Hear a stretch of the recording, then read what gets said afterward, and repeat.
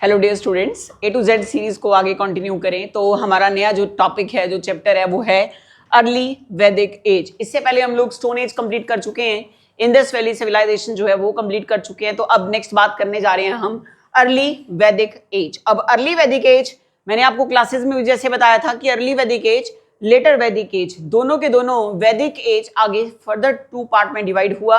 वैदिक एज के दो टुकड़े हुए। फर्स्ट जो पार्ट हुआ उसका नाम हुआ अर्ली वैदिक एज, जिसमें एक वेदा लिखा गया, जिस वेदा का नाम हुआ ऋग वेदा। उसके बाद आया हमारे पास लेटर वैदिक एज। लेटर वैदिक एज के अंदर बचे हुए तीन वेदास लिखे गए, साम वेदा, यजुर्वेदा और अथर्व वेदा। अर्ली वैदिक एज जो था उसके अंदर फर्स्ट जो वेदा लिखा गया वो है ऋग वेदा। और इसी अर्ली वैदिक एज के अंदर जो क्वेश्चंस हुए हैं हम उसको लगे हैं सॉल्व करने। तो क्वेश्चन जो है वो है आपका, who among the following wrote Sanskrit grammar. Sanskrit जो ग्रामेटिकल बुक थी वो इन चारों में से किसने लिखी? तो सबसे पहली बात संस्कृत। संस्कृत क्या हमारे लैंग्वेज का पार्ट कंसिडर होती थी और होती है? Answer yes. तब भी संस्कृत थी और आज भी भारत के कॉन्स्टिट्यूशन के अंदर टोटल जो 22 लैंग्वेजेस हैं उसमें से एक लैंग्वेज कौन सी? आपकी संस्कृत। अब संस्कृत के अंदर जो ग्रामेटिकल बुक लिखी वो इनमें से लिखने वाले हुए आचार्य पाणिनि, और पाणिनि ने इस बुक का नाम रखा पाणिनि अष्टाध्यायी। तो बुक का नाम हो गया, जो संस्कृत की ग्रामर बुक थी उसका नाम हो गया पाणिनि अष्टाध्यायी। राइटर हो गए इसके आचार्य पाणिनि, और लैंग्वेज थी इस बुक की कौन सी? संस्कृत। तो संस्कृत में लिखी गई बुक थी आपकी संस्कृत ग्रामेटिकल बुक, लिखने वाले आचार्य पाणिनि, उन्हीं के नाम से बुक का नाम हो गया पाणिनि अष्टाध्यायी। बात करें हम आर्यभट्ट की। आर्यभट्ट जो थे ये भी एक पोएट थे, राइटर थे। आर्यभट्ट ने बुक लिखी सूर्य सिद्धांतम, और एक और बड़ी फेमस बुक लिखी आर्यभट्टियाम। तो सूर्य सिद्धांतम और दूसरी कौन सी? आर्यभट्टियाम। बात करें हम चरक की, तो चरक की बुक का नाम हुआ चरक संहिता। नाम हो गया चरक संहिता, आयुर्वेदा के ऊपर ही बुक थी। कालिदास, कालिदास ने जो लिखी बुक इनमें से थी मालविका, अग्नि मित्रम, दूसरी मेघ दूतम, थर्ड कुमार संभवम, नेक्स्ट शकुंतलम। तो ये सारी बुक्स किसकी हैं? तकरीबन याद रखना है, जहां पे लास्ट में म आ रहा है ना, वो सारी बुक्स किसकी हैं? कालिदास की हैं। नेक्स्ट आया हमारा question, what were the two assemblies during the early वैदिक पीरियड। अर्ली वैदिक पीरियड में से कुछ असेंबली, जो दो असेंबली थी, इन चारों में से हमें वो दो असेंबली ढूंढनी है। तो दोनों की दोनों असेंबली थी सभा और समिति। उस टाइम की असेंबली थी, जैसे आज की डेट में लोकसभा राज्यसभा है ना, इस तरह की। तो सेम उस टाइम की जो असेंबलीज थी वो आपकी कौन कौन सी थी? सभा और समिति।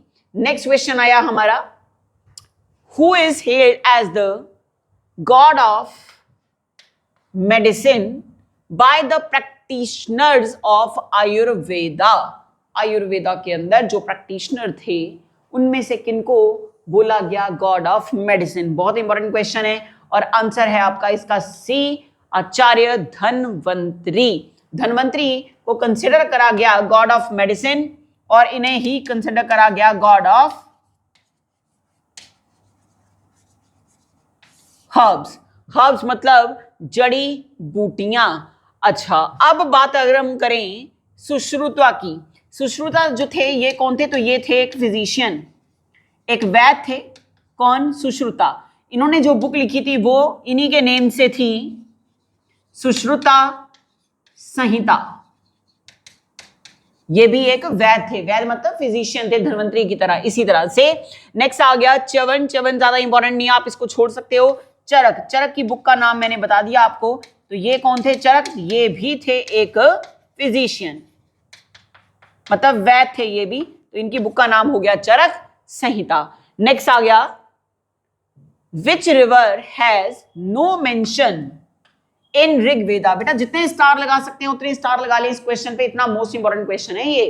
तो कौन सा ऐसा वेदा है, सॉरी कौन सी ऐसी रिवर है जो मेंशन ही नहीं करी गई है ऋग्वेदा के अंदर? सिंधु, ये तो मेंशन है।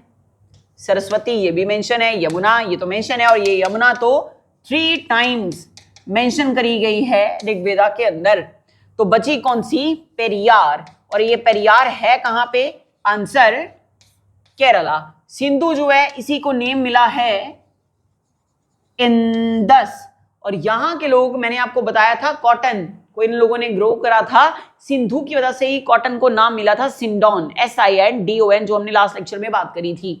नेक्स्ट आ गया आपका अगला question, the tax which the kings used to collect from the people in the Vedic period was called.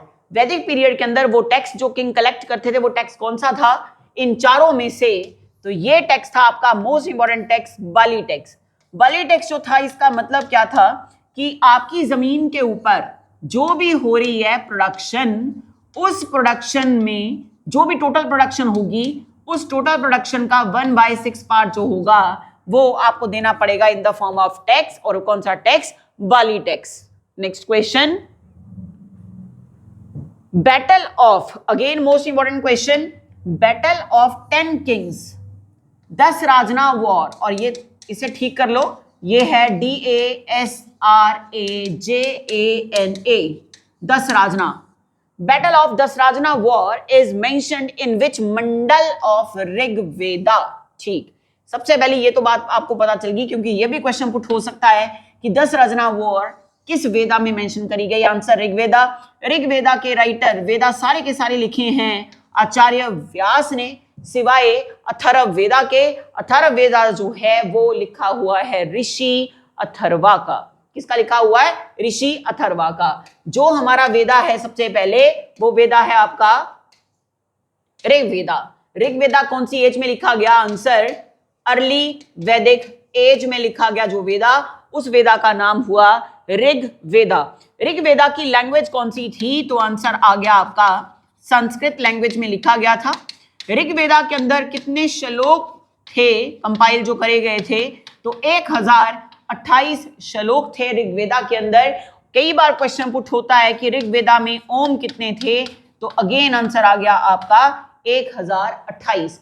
और ऋग्वेदा की जो बुक थी इसमें कितने चैप्टर्स थे? तो चैप्टर्स को यहाँ पे चैप्टर्स ना बोलकर मंडलास बोला गया है। तो टोटल मंडलास से इसके 10, और इन्हीं 10 मंडला में से एक, ये देखो ऊपर लिखा हुआ 10th मंडला। 10th मंडला जो है, कई बार डायरेक्ट क्वेश्चन पुट हो जाता है, ये डील किससे करता है? तो आंसर पुरुष सूक्ता से डील करता है 10th मंडला। थर्ड मंडला के अंदर क्या है? इसमें दे रखा है गायत्री मंत्र।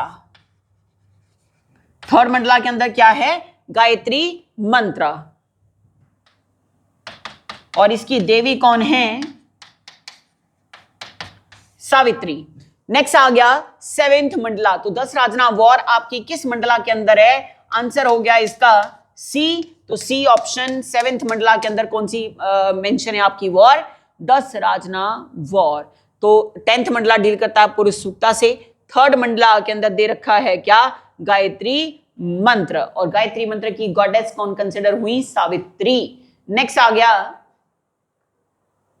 that the Rigvedic Aryans were a pastoral people is borne out by the fact that, सबसे पहले तो इसका पेस्टोरल का मीनिंग, पेस्टोरल का मतलब क्या होता है? एग्रीकल्चर का काम कर रहे हैं, ट्रेडिंग का काम कर रहे हैं और इंपोर्ट एक्सपोर्ट कर रहे हैं। ये सब कुछ चीजें किस में आ जाएंगी? पेस्टोरल। साथ में भेड़ बकरियां जो हैं उनको चरा भी रही हैं, तो ये सारी चीजें किस में आ जाती हैं? पेस्टोरल में आ जाती हैं। तो क्वेश्चन क्या है? That the Rigvedic Aryans were a pastoral people is borne out by the fact that there are many references to the cow in Rig Veda. Most of the wars were fought for the sake of cows.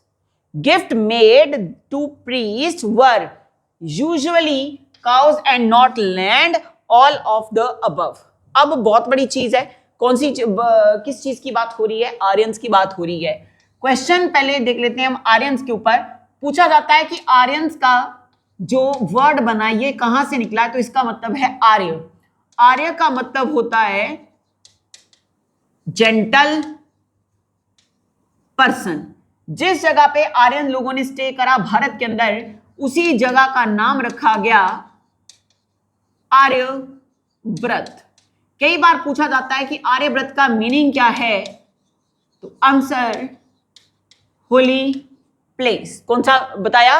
Holy place. किसका? आर्यव्रत का answer बताया holy place. तो कहने का मतलब है जो Aryans हैं जेंटल पर्सन, जेंटल पर्सन के रहने के लिए कौन सी जगह थी? आर्यव्रत। और आर्यव्रत के अंदर आर्यव्रत का मीनिंग क्या बताया? Holy place. और आर्यव्रत के अंदर ही लिखा गया था पहला वेदा, जिसका नाम हुआ ऋग वेदा। अब यहां पे ये पूछा गया है ऋग वैदिक आर्यन जो थे वो पेस्टोरल पीपल थे, born out by the fact. किस फैक्ट के साथ इनकी हम कन्वेंशन मानते हैं? तो ये तीनों के तीनों फैक्ट इसमें कंसिडर होते हैं। तो आंसर आ गया आपका ऑल ऑफ द अबव, इसका आंसर आ गया। नेक्स्ट क्वेश्चन आया आपका, the language use to write. ध्यान से क्वेश्चन रीड करो। The language use to write source materials in ancient time. तो चारों में से आपको पहले लैंग्वेज ढूंढनी है जो एंशिएंट टाइम पे लिखी गई। अच्छा, अगर हम बात करें संस्कृत बिल्कुल लैंग्वेज है, पाली लैंग्वेज है, ब्रह्मी और खरोष्ठी लैंग्वेज ही नहीं है, ये दोनों की दोनों आपकी क्या हैं? स्क्रिप्ट्स हैं। जैसे हिंदी लैंग्वेज है और हिंदी लैंग्वेज की स्क्रिप्ट क्या है? सबको पता है, छोटे होते हम लोग पढ़ते थे 5th-6th क्लास के अंदर, देवनागरी। पंजाबी जैसे लैंग्वेज है तो पंजाबी लैंग्वेज की जो स्क्रिप्ट है वो क्या हो गई? गुरुमुखी स्क्रिप्ट। इसी तरह से संस्कृत लैंग्वेज है, पाली लैंग्वेज है, लेकिन ब्राह्मी और खरोष्ठी लैंग्वेज ही नहीं है, ये दोनों की दोनों हैं क्या? स्क्रिप्ट। तो इसका आंसर हो गया आपका जो the language use to write source material in ancient time. तो तकरीबन आपको कौन सा मिला है आंसर? पाली। तो 8th क्वेश्चन आंसर हो गया पाली। नेक्स्ट क्वेश्चन आया 9th क्वेश्चन की डिमांड। 9th क्वेश्चन क्या कह रहा है? The most important text of the वैदिक मैथमेटिक्स। सबसे इंपॉर्टेंट टेक्स्ट जो था वैदिक मैथमेटिक्स का वो कौन सा था? सबसे important text, most important question again. तो आंसर इन चारों में से ढूंढना है। अच्छा, अथर्ववेदा ये तो एक वेदा था, सतपथा ब्राह्मण ये तो टाइप्स ऑफ ब्राह्मणा में कंसिडर होगा, छंदोग्य उपनिषद ये आपके उपनिषद हैं। कितने उपनिषद? उपनिषद एक तरह की जैसे वेदास थे वैसे ही उपनिषद बुक्स हैं। टोटल कितने उपनिषद लिखे गए हैं? 108। और इन उपनिषद का मीनिंग क्या है? Philosophy of Vedas is equal to Upanishad. Total कितने हुए? 108। इन 108 में से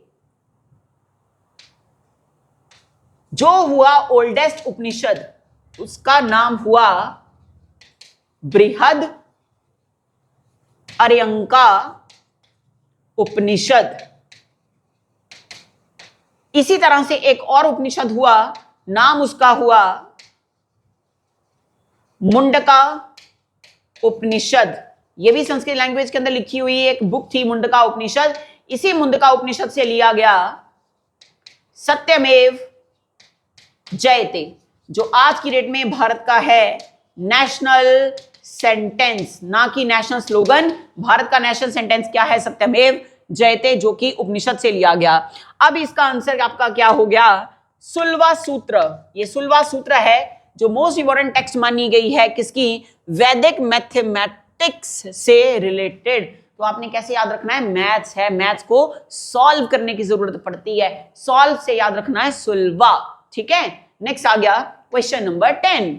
द टर्म दस्युत्य is repeatedly used in Rigveda means। तो ये जो टर्म है दस्युशत्य ये दस्यु सत्य जो टर्म है कहते हैं बार बार यूज करी गई है ऋग वैदिक के अंदर, तो इसका मीनिंग क्या होगा? तो मीनिंग है इसका, ज्यादा इंपॉर्टेंट क्वेश्चन नहीं है, कर सकते हो तो बहुत बढ़िया, ना करो, ना करने से अच्छा करे लो, समझ के कई बार अनइम्पॉर्टेंट क्वेश्चन भी आ जाते हैं। तो कहते हैं ये जो टर्म यूज हुई है इस टर्म का मीनिंग क्या है? तो सीधा ये आंसर पड़ा हुआ आपका slaughter of Dasyus. Slaughter of Dasyus, Dasyus को काटना, ये टर्म ये डिनोट कर रही है। और इसी के साथ हमारी आज के 10 क्वेश्चंस हमारे कंप्लीट हुए। तब तक आप इसको तैयार करें, नेक्स्ट वीडियो के अंदर नेक्स्ट क्वेश्चंस में मिलते हैं। Good luck.